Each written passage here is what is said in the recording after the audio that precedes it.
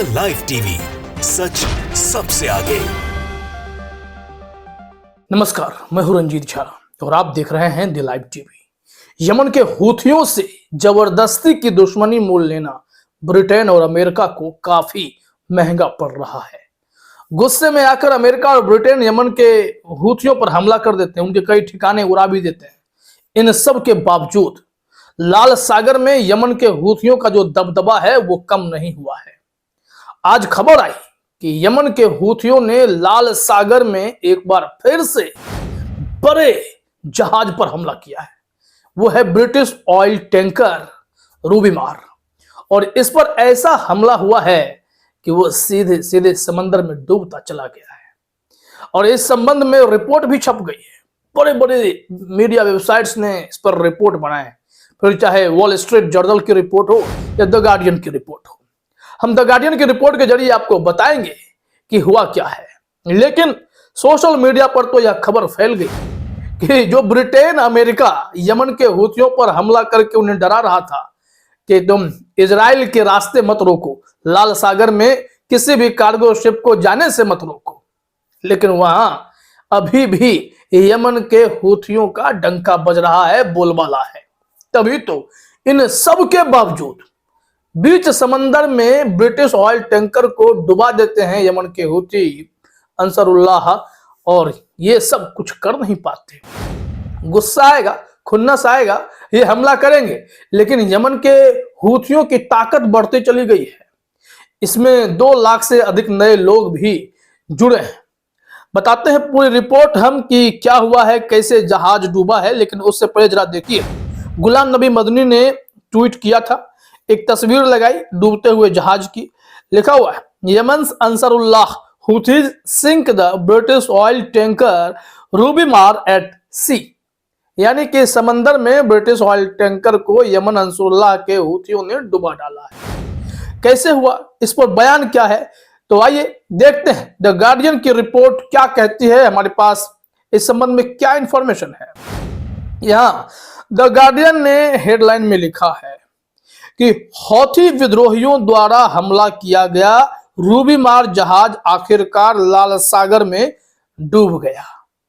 अब यह जो रिपोर्ट आई है एसोसिएटेड प्रेस के जरिए आई है, क्या है कारण, क्या है खबर, जैसे जैसे देखेंगे बातें समझ में आएंगी। क्योंकि देखिए, यमन के हूथी हैं काफी ताकतवर, और अगर इनके कुछ ठिकाने उड़ाकर अमेरिका को, ब्रिटेन को, ऑस्ट्रेलिया को, नीदरलैंड को यह लगता है कि वो बहुत बड़ा तीर मार रहे हैं, तो गलतफहमी में हैं।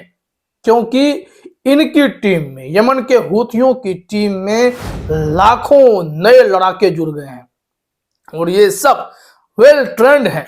ये चाहते हैं कि यमन के हूथी यूं ही अपनी ताकत दिखाए, गजावासियों की रक्षा के लिए, उनके यहां उन्हें उनका हक दिलाने के लिए, इजराइल से मुक्त कराने के लिए वो लाल सागर में रास्ता रोके पड़े हैं। वो कहते हैं कि जंग रोक दो, हम रास्ता खोल देंगे। लाल सागर का सुएज कैनाल आप जानते हैं कि यह कितना बड़ा मार्ग है, और इसके जरिए ही सब कुछ होता है व्यापार। इजराइल को कार्गो शिपिंग के जरिए होने वाले आय में भारी गिरावट आई है। इजराइल इससे तिल मिलाया हुआ है, और कहते हैं, कहावत है कि बन के गिद्दर जहिए किधर, हमारी तरफ बोला जाता है। इसका मतलब यह होता है कि आपके पास जब कोई विकल्प नहीं होता है, आप उसे ठिकाने पर भागते हो जहां आप बार बार भागते हो। यानी कि मुश्किलें इजराइल के लिए यह है कि वो अमेरिका के अलावा किसके पास जाए। 82% तक अगर हथियार भी खरीदना हो तो वो अमेरिका से ही खरीदेंगे।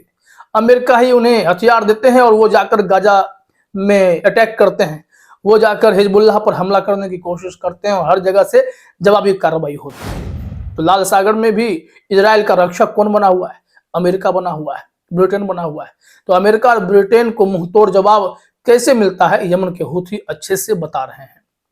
खैर, आइए रिपोर्ट देखते हैं। बताया जा रहा है कि यमनी हूथीस द्वारा हमला किया गया ब्रिटेन के स्वामित्व वाला एक जहाज कई दिनों तक पानी में रहने के बाद लाल सागर में डूब गया है। यह गाजा में हमास के खिलाफ इजराइल के युद्ध पर विद्रोहियों के अभियान के हिस्से के रूप में पूरी तरह से नष्ट होने वाला पहला जहाज है।